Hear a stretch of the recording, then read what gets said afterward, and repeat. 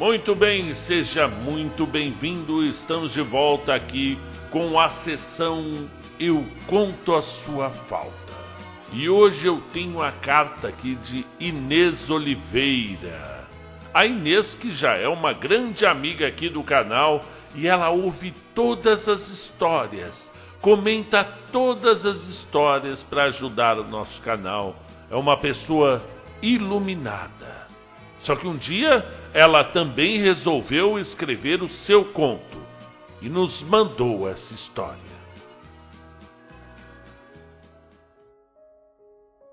Boa tarde, mestre.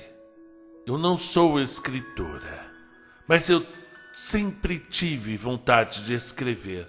E desde que eu conheci o canal, eu lembro de uma história de infância que eu ouvi muitas e muitas vezes.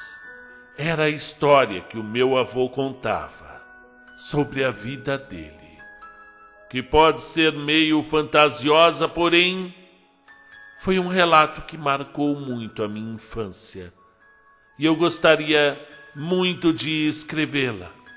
Porém eu não sei se enquadraria no seu canal como conto, mas depois de ouvir tantas histórias de lobisomens, fantasmas, assombrações, eu resolvi fazer essa homenagem ao meu avô. Eu queria saber a sua opinião e a opinião de todos os ouvintes do canal. E por isso que humildemente eu te envio a história da vida do meu avô para o canal Conta um Conto.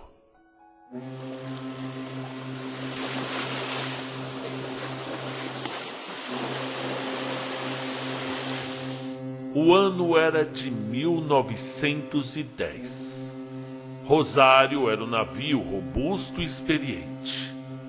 Há 20 anos já desembarcava os primeiros imigrantes nos cais brasileiros.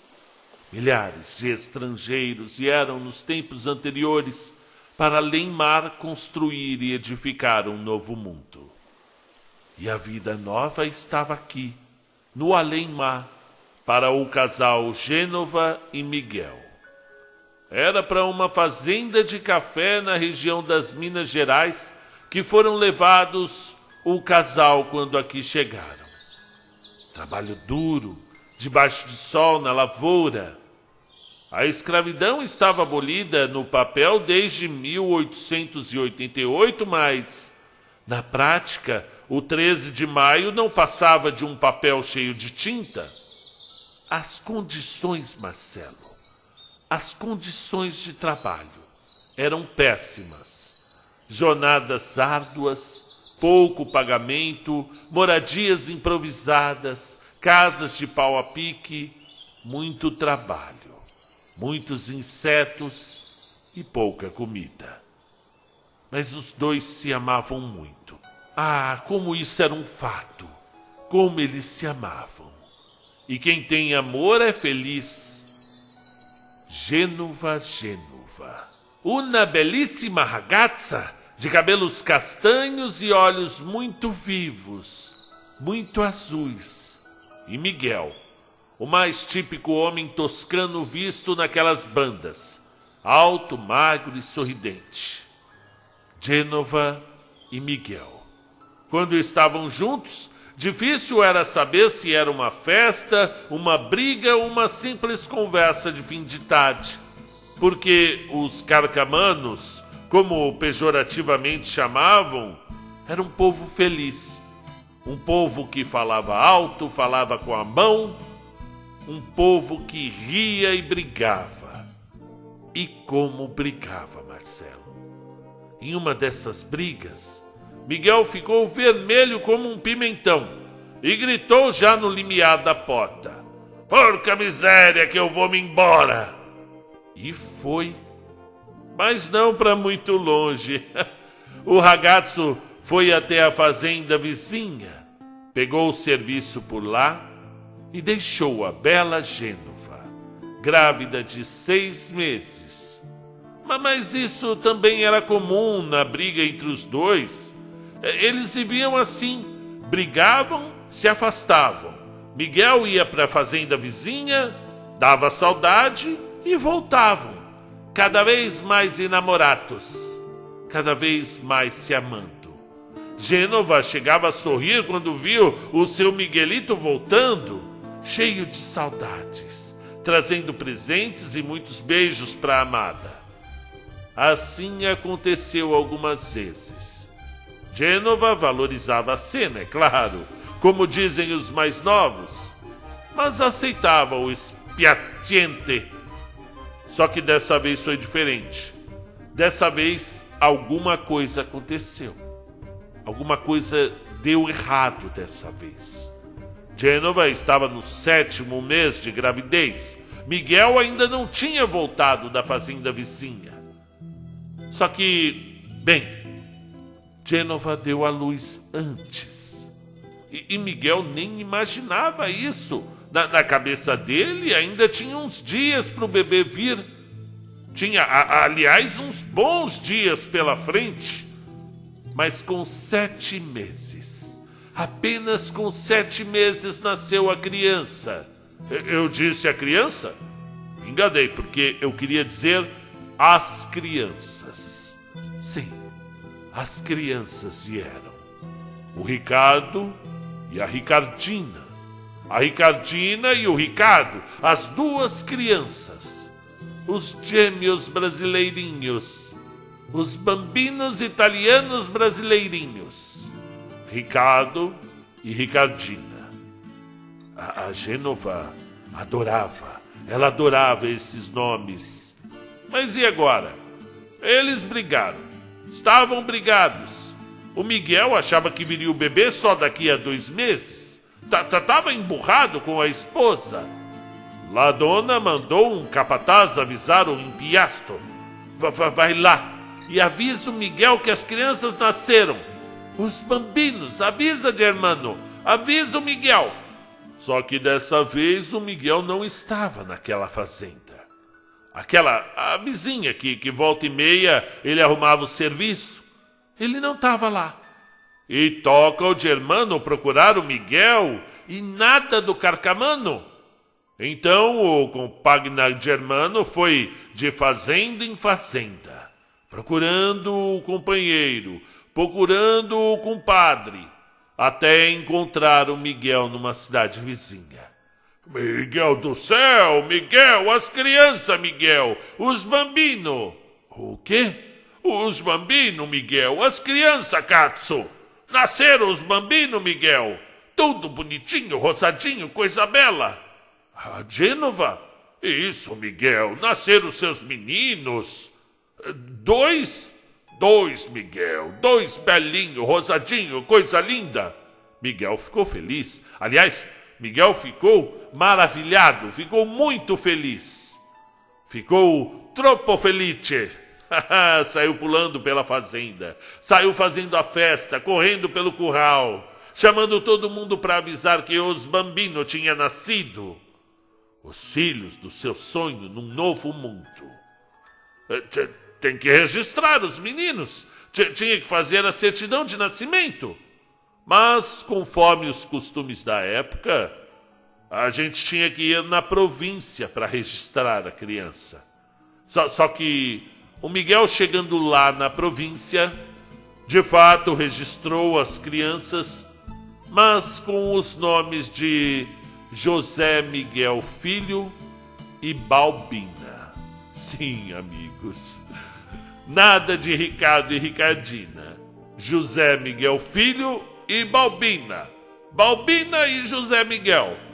Agora vocês imaginem. Antigamente era assim. Quem não tem uma história dessa na família? A mãe falava um nome. O pai ia lá e registrava o que lhe dava na telha. Gente da terra, gente humilde. Minha mãe mesmo, minha avó falou pro meu avô: coloca Mariana. O velho Ângelo colocou Ana Maria, Mariana ao contrário. Mas agora os senhores e senhoras que estão ouvindo conseguem imaginar a gritaria que foi, a loucura que foi quando ele chegou lá com os documentos. Mas parecia um terremoto. Parecia o Vesúvio soltando seus fogos em cima de Pompeia.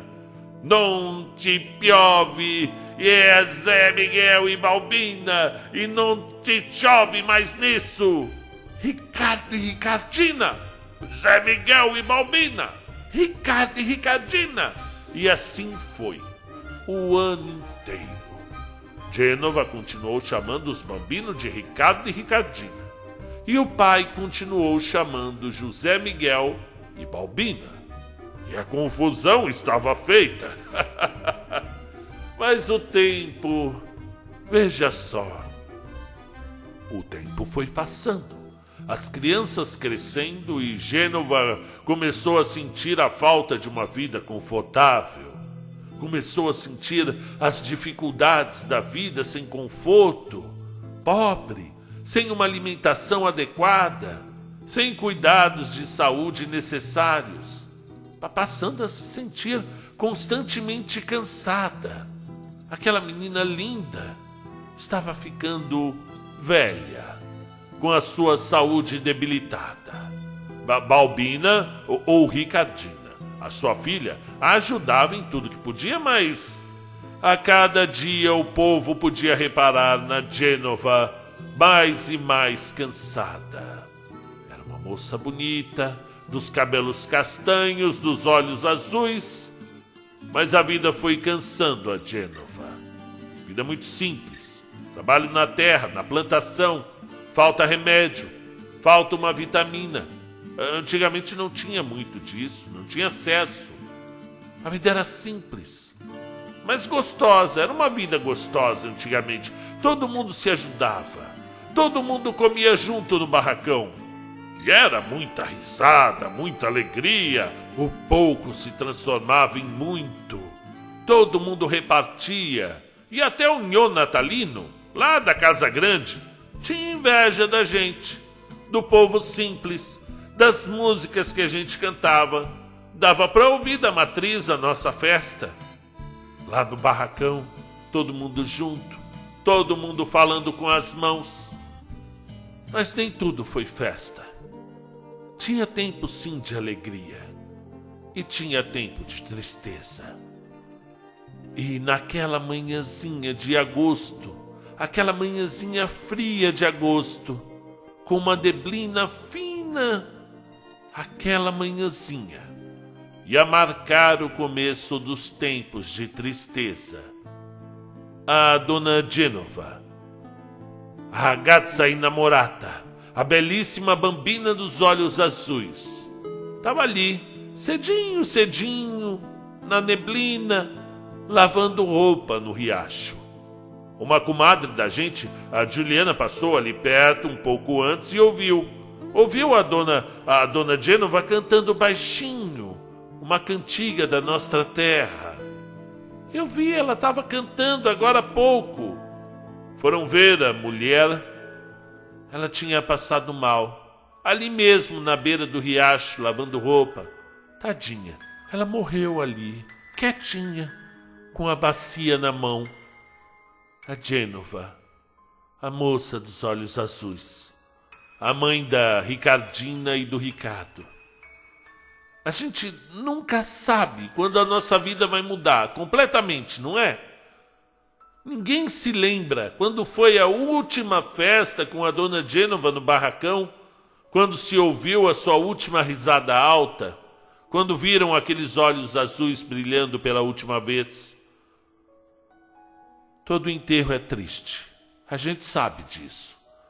Mas tem enterro triste e enterro muito triste.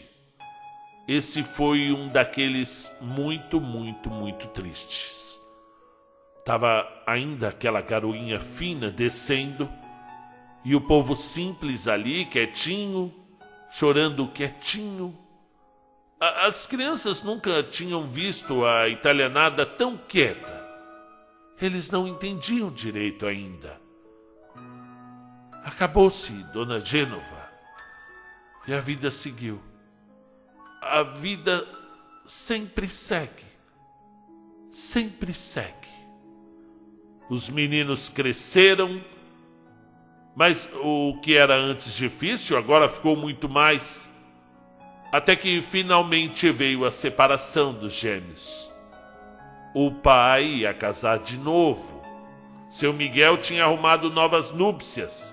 E a moça, a nova esposa, já tinha afiançado. Dos dois ela não ia cuidar, não. De um, vá lá. Mas dos dois, era muita coisa para ela. Ficou combinado, então, que Ricardina iria com o pai para essa nova fase de sua vida.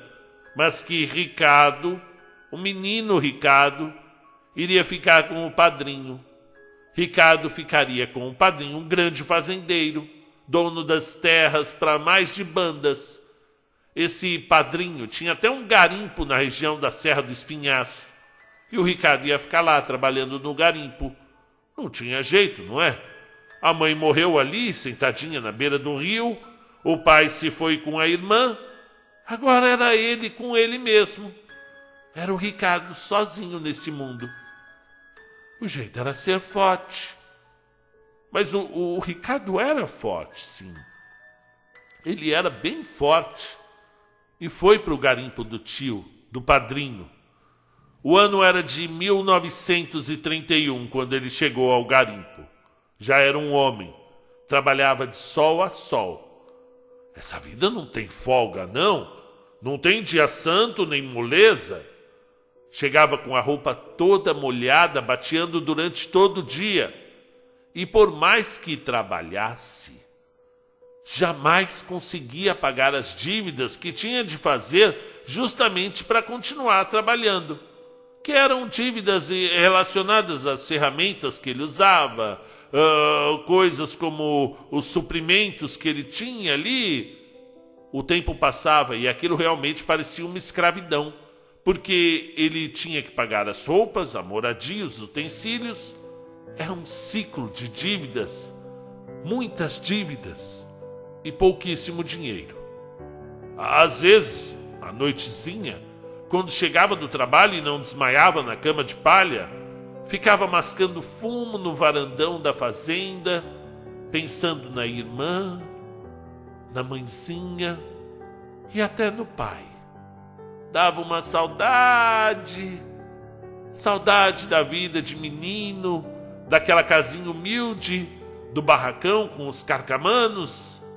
Chegava a ouvir com muita alegria e saudade os gritos da italianada, da massa de macarrão em cima daquela enorme mesa, do vinho sendo trazido pelos compadres. Era uma vida simples, é claro, mas era feliz. Agora ali ele era só mais um infeliz, só mais um que não tinha nada na vida. E foi com essa saudade no peito, pensando na alegria do seu povo, nos risos, nas danças daquele barracão, que ele começou a trabalhar ainda mais. E juntou dinheiro até conseguir comprar um violão. Sim, um violão. O sonho do Ricardo era esse. A vida era difícil, a família se foi, a mãezinha estava no céu, mas eu tenho um violão. Então era assim agora a sua vida. Ricardo terminava o serviço, chegava no varandão da fazenda com o seu violão e ficava até o sono chegar, treinando, aprendendo de ouvido. E não é que o tal italianinho era bom nisso. Ricardo aprendeu rápido e tocava que era uma maravilha. Tocava de ouvido e tocava bem. E por esses tempos, e quem é mais velho já sabe, fazia uns invernos de rachar bambu mesmo. Era muito frio. Antigamente era demais. E não era todo mundo que tinha cobertor, não. Dormiam em pelegos usados em cavalos como colchões. O povo fazia fogueira e tomava cachaça, né? Pinga, para esquentar. Só assim para o frio aplacar. Sentava em volta da fogueira e ficava contando histórias, comendo pipoca e o Ricardo tocando seu violão. E o povo adorava ouvir as canções antigas. Era época de música bonita, música feita com o coração. A música acalmava o coração e a cachaça ajudava a espantar o frio e a não ouvir os barulhos das matas, onde onça, cobra, lobo e cateto, aquele tipo de porco do mato, eram muito comuns. Ricardo não era religioso, isso não era mesmo, não tinha tempo, mas orava e acreditava em Deus. Tinha medo dos contos e relatos que o povo contava. E o povo gostava de contar.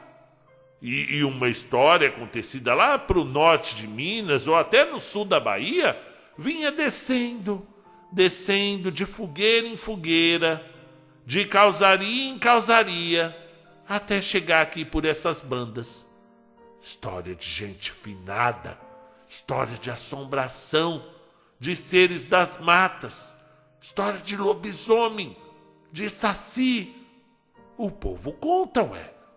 E Ricardo ficava ali ouvindo, morrendo de medo, porque eram comuns esses relatos. Relatos não, causos. Aos poucos, Ricardo começou a ficar querido entre os grupos de garimpeiro, porque, em boa parte, porque ele sabia tocar violão. Isso já é uma boa vantagem, né? Por outro lado, também ele era uma boa pessoa. As pessoas gostavam dele. Um homem dos bons, como dizia. E começaram a chamar o violeiro para bandear aos sábados. E ele ia feliz de poder sair um pouco daquela vida, né? Sempre tinha festa em cidade vizinha, festa religiosa. Os homens se aprumavam todo, colocavam seus chapéus, afivelavam as calças e chegavam na cidade fazendo pose mesmo, né? Todos prumosos. Era assim a vida. Festinha na cidade, tinha bailinho também. E o preferido deles, na verdade, não era nem festa religiosa, nem bailinho. Eles gostavam mesmo era de ir no bordel. E tinha uns bordéis bons naquela época. Bordel de família, bordel de respeito. A Casa da Luz Vermelha, a Casa das Meninas. E foi justamente lá que o moço Ricardo conheceu a Teresa. Teresa era uma baianinha faceira, linda mocinha. Só que ela trabalhava na limpeza, viu? O lido dela era esse, porque ela era negrinha, uma negrinha enferrujada, como chamavam na época, né? Porque embora tivesse os cabelos assim, quase lisos, o povo dizia que ela não era nem branca e nem negra. Aí chamavam de negrinha enferrujada, coisa da época. Teresa, Teresa! Ricardo ficou virado às 4 bandas pela baianinha do sorriso gostoso. E mesmo com a vida difícil, e a vida era difícil, eles resolveram, depois de algum tempo, constituir família, né? Ricardo pediu a menina em casamento. E mesmo casado, Ricardo continuou no garimpo. Ele não conhecia outra vida. Teresa foi morar numa casinha improvisada, ali bem perto do trabalho dele. E a vida estava começando a ficar menos triste. Ricardo, por essas épocas, ele começou a nutrir amizade por 2 pessoas. Eram 2 amigos no garimpo. Eles bateavam juntos no mesmo local. Carrino mineiro bom, nascido ali mesmo, nas Minas Gerais. E Anjinho era paranaense. Homem muito engraçado, Anjinho, dado a contar causos, fazer todos rirem de suas piadas. E ali ficava bateando o carrinho mineiro, o Ricardo e o Anjinho, o amigo engraçado. Numa segunda-feira, foram batear em uma grande pedreira cheia de cascalhos. E Anjinho encontrou uma pedra. Era um lugar novo ali onde estavam trabalhando. Era um dia, sabe, um dia comum, mas o lugar era novo. E Anjinho encontrou essa pedra. Um diamante. Mas era um diamante pedregoso mesmo, daqueles grandes. Grande o suficiente. uma pedrona assim. Mas vocês sabem, né? Além dos garimpeiros, ficavam os capatazes. E eles ficavam de olho para que ninguém roubasse as pedras encontradas. Os capatazes faziam a segurança do lugar, justamente para não ter roubo e nem briga entre os garimpeiros. E lá estava os capatazes armados até os dentes e Anjinho com a pedrona de diamante escondida entre os dedos. Anjinho disse assim, quase sem mexer a boca, pro Ricardo e pro Carrino, que ficassem em posição de sombra, como se estivessem fazendo alguma necessidade, sabe? Porque eles urinavam ali mesmo na água. Era comum, não dava para ficar saindo. Vocês dois ficam aí em posição, fazendo sombra, de forma que desse para que ele se abaixasse ali e engolisse a pedra. Era isso que era a única forma de sair dali com a pedra.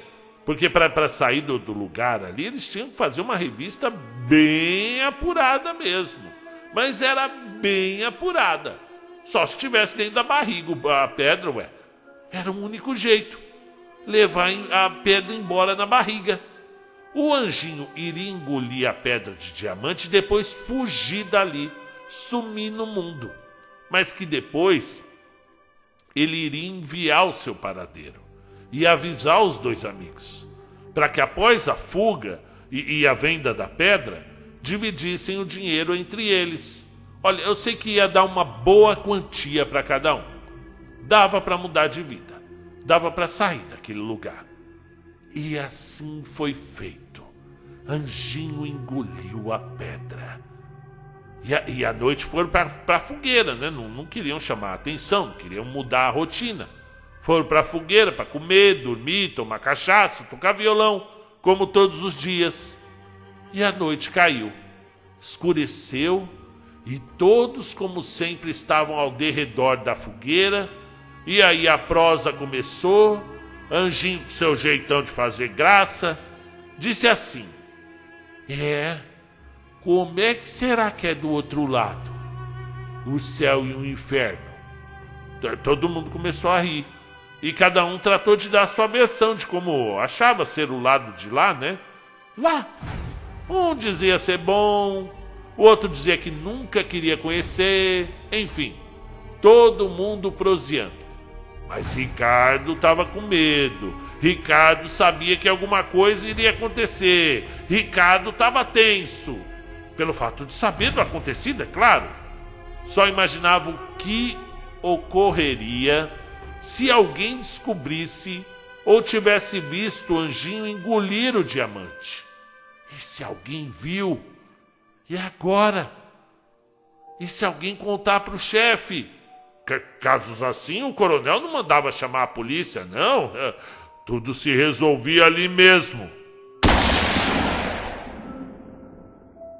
O medo estava rondando seus pensamentos. E foi com esses pensamentos, foram com esses receios que o Ricardo disse: Eita, vamos levar essa prosa para outro lado, que isso atrai coisa ruim. Deu um sinal para o carrinho, parou de tocar seu violão e se levantou. O povo já estava tudo alto de cachaça. Ele pegou seu pelego, jogou no chão e assim todos foram seguindo seu rumo, cada um procurando um local melhor para dormir. Dentre os homens do garimpo havia alguns nordestinos. Tinha gente de todo lado, para falar a verdade. Mas esse grupo de nordestinos em especial era uma turma meio arisca. Eles eram conhecidos por serem flor que não se cheirasse. Vocês sabem disso, né? Da expressão. Esse aí não é flor que se cheira. Não mexe com esse aí. Esses em especial levavam essa fama de serem maus mesmo. Casca de ferida, curva de rio. Mas nada que se comparasse aos capatazes do garimpo. Esses sim eram barra pesada. Gente sem misericórdia. Que eram conhecidos por darem altas costas nos garimpeiros que tentavam roubar os donos do garimpo. Porém, os nordestinos, Eles eram conhecidos por brigar e matar a facãozada os desafetos. Era o facão mesmo comendo solto. Então a situação era essa. De um lado os cabra, que metia a faca mesmo, sem dó, e ali não tinha muita prosa não. E do outro os capataz. O capataz nem se misturava muito, só observava a gente. Após irem dormir, Anjinho se deitou a poucos metros de distância do Ricardo e disse assim, meio que rindo, sabe? Ô Ricardo, você é medroso mesmo, não é? Deixa de bestagem, homem. Vamos fazer um combinado? Se eu morrer primeiro, eu venho te contar. Oxe, contar o quê, ô? Contar como é que é do lado de lá. Ricardo, cheio de medo, é claro, disse... Tá bom, né? Para ver se o amigo parava com aquele assunto terrível e dormisse de uma vez. E a noite foi longa, a noite foi escura, a noite foi fria e cheia de maus pensamentos. De manhãzinha, Ricardo acordou com aquela baita dor de cabeça, por causa da cachaça, da fogueira, de tudo, né? Acordou ruim, com ressaca, acordou mal mesmo. E aquela barulheira, aquela gritaria, uma loucura, e gente indo pra lá e pra cá. E ele tentando entender o que tá acontecendo, por que aquela briga? Foi quando ele viu, o carrinho já estava tentando acordá-lo. Acorda, Ricardo, acorda, homem, foi uma desgraça, Ricardo, foi uma desgraceira. Era sim, uma desgraceira. Porque um pouco mais para frente deles, ali mesmo perto das cinzas da fogueira, um pouco mais adiante, estava lá o Anjinho. O Anjinho, estava deitado, com os olhos esbugalhados para cima e com a barriga toda aberta, com as tripas todas para fora e sangue por todo lado. Imaginem a cena pavorosa. Anjinho ali, com as coisas tudo para fora da barriga, os olhos esbugalhados e a boca aberta. E Ricardo nunca tinha visto uma coisa tão horrível na vida.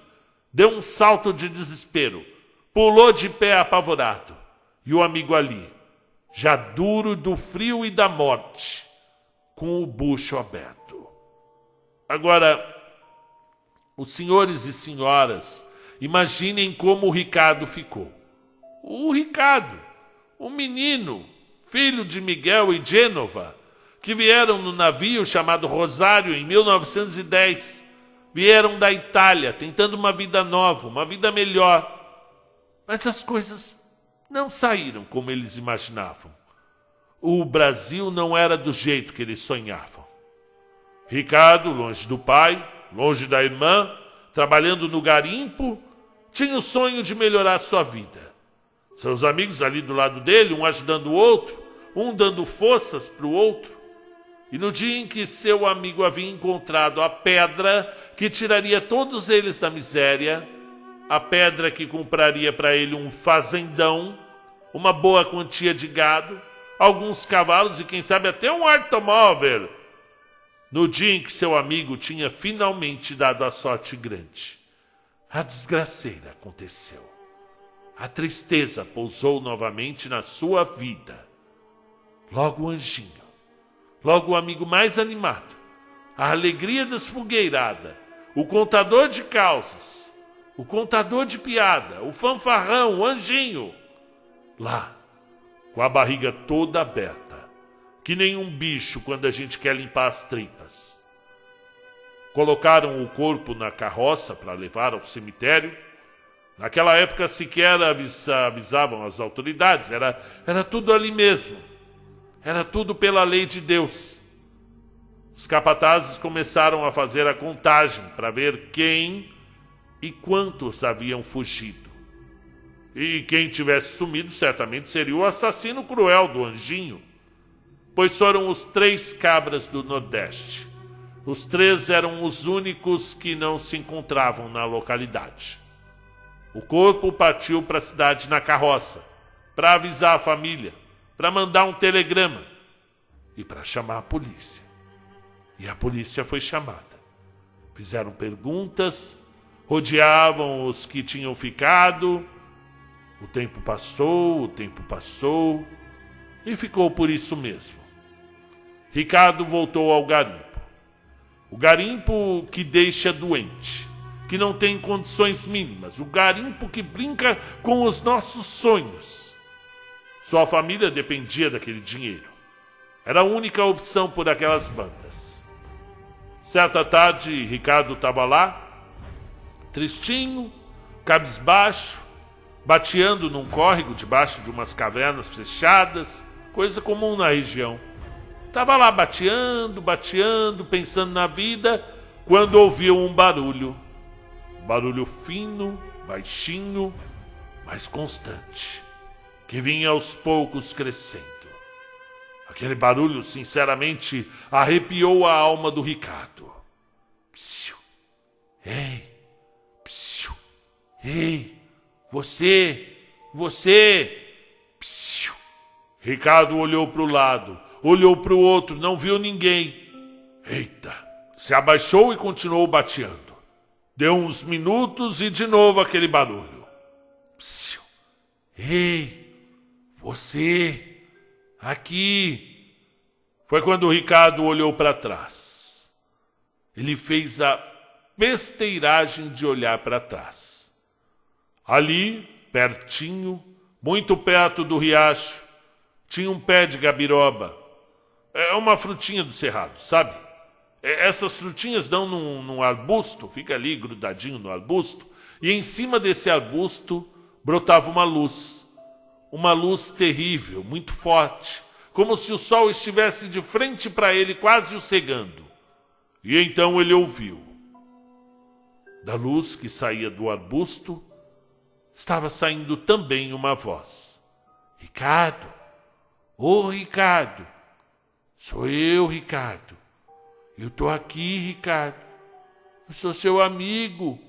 Eu vim pra cá, Ricardo. Acredita em mim, meu amigo.